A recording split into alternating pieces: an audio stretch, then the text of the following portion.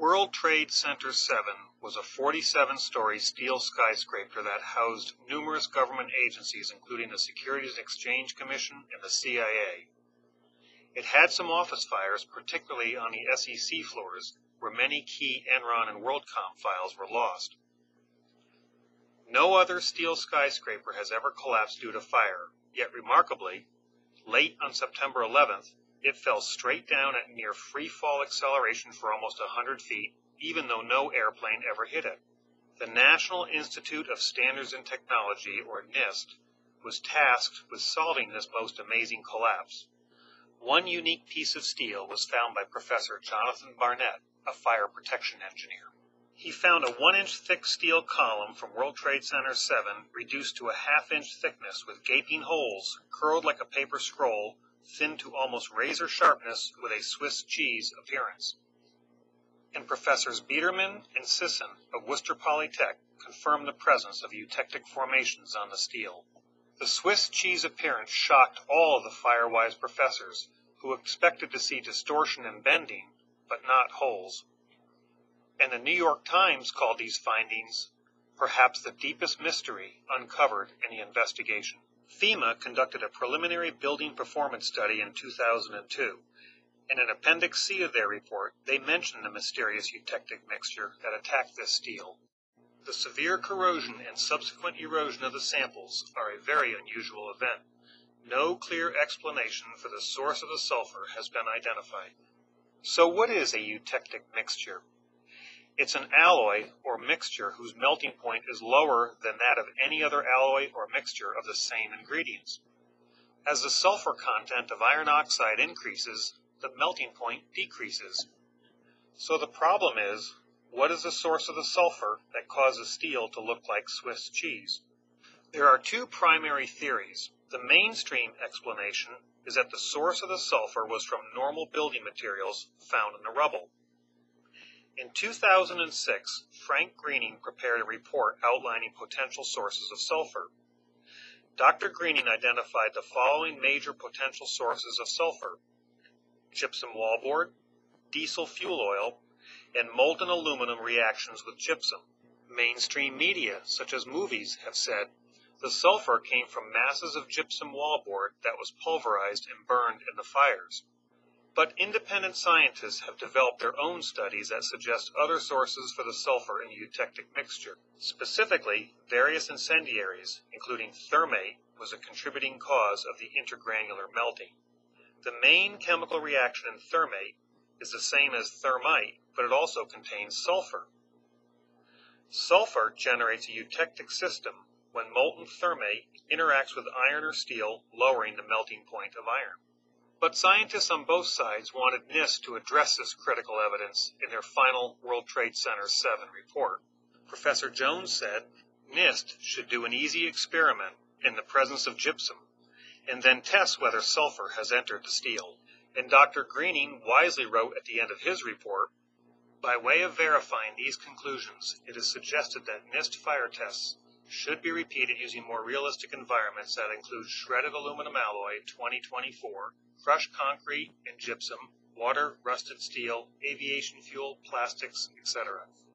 And FEMA said a detailed study into the mechanism of this phenomenon is needed to determine what risk, if any, is presented to existing steel structures exposed to severe and long-burning fires. And Ryan Mackey wrote, at the time of writing, NIST has not yet issued its report on WTC-7. It may and should address this issue in the final report. And even NIST said that their report would address all major recommendations contained in the FEMA report. Unfortunately, NIST did not address this issue in their WTC-7 final report, nor conduct any experiments as suggested by Dr. Greening to verify the gypsum board hypothesis. So how can we tell who is not correct? We need to conduct an experiment, the arbitrator of opposing hypothesis. I used a W12 by 50 wide flange beam, which has thinner flanges than the original steel used in WTC-7. Using my oxyacetylene torch, I cut 2 holes in the flange so I could lift the completed assembly. I then placed gypsum board on the top and bottom flanges and subdivided the space in the web with multiple thicknesses of gypsum board. Gypsum board was crushed, and on one side dry chunks of gypsum was placed, while on the other side, gypsum that was soaked in a bucket of rainwater was used. Some concrete was crushed, and on the other side of the wide flange, a mixture of gypsum board, crushed concrete, and aluminum scraps, some from an airplane, steel scraps, and plastic was mixed in. About a gallon of diesel fuel was also added to the mix. A drywall lid with holes covered the side, and the entire setup was wrapped with wire lath and fence to help keep all the material contained and close to the wide flange. Plenty of burned material was collected, and the piece moved in, set in place on some old bank and financial statements, ready for the next day's experiment. Around 8 the next morning, in memory of those Enron files, I lit the bank statements to start the experiment. A rather robust fire soon enveloped. As the fire grew, additional fuel had to be constantly added. More and more piles of brush was added to build a good base for the larger logs that would be added later in the day. All morning long and part of the afternoon, the fire was fed with more and more fuel, including brush, trimmings, and some furniture and door panels were also added. After all the piles of brush were finally consumed, entire loader buckets of larger logs were added. The inferno burned all throughout the day, reaching temperatures that could easily melt aluminum cans and aluminum gutters. The fire blazed throughout the night, bringing the temperatures high enough to make the wide flange beam glow red. The fire burned for over 24 hours, and the coals lasted for another full day. By midweek, the fire was cool enough to remove the test piece. The ashes were raked off, and the test piece lifted out for observation. The wire lath and fencing was clipped off, and the gypsum removed.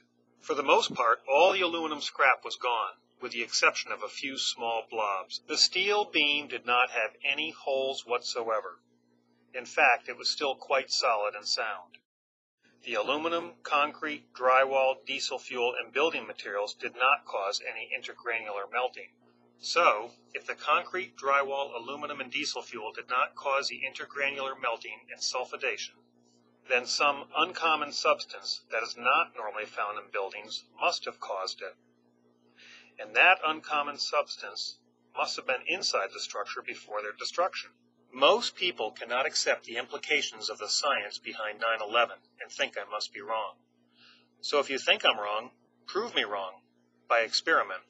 But remember, there may be a reason why diesel storage tanks don't look like Swiss cheese, and why drywall is placed directly on steel stud framing and structural steel for fire insulation, and a reason why those fire-wise professors were so perplexed. And even though the fire-wise professors, FEMA, Mr. Mackey, and Dr. Greening all suggested that NIST should test and investigate to find the source of the sulfur, there is a reason why NIST ignored all their advice and never conducted any experiments or found that source of sulfur to solve this deepest of mysteries. Perhaps NIST knew the most logical cause of the sulfidation of the steel is from some type of thermitic reaction because it matches all other evidence, such as the molten steel or iron flowing out the side of the tower well before its collapse, the iron spheroids found in the dust, which is a direct byproduct of a thermitic reaction, the NASA thermal images of the rubble piles indicating very high temperatures days after the event that can be caused by ongoing thermitic chemical reactions, and the high-tech explosive nanothermite found all through the dust. And, of course, the fact that the remarkable collapse, supposedly from a new phenomenon called thermal expansion due to an office fire, looks exactly like a controlled demolition. The murder of thousands on 9/11 wasn't considered a crime, and therefore never investigated as a crime, which may be why so much forensic evidence is ignored, such as the iron microspheres and the explosive nanothermite found in the dust, and that mysterious eutectic steel. Don't they deserve some justice?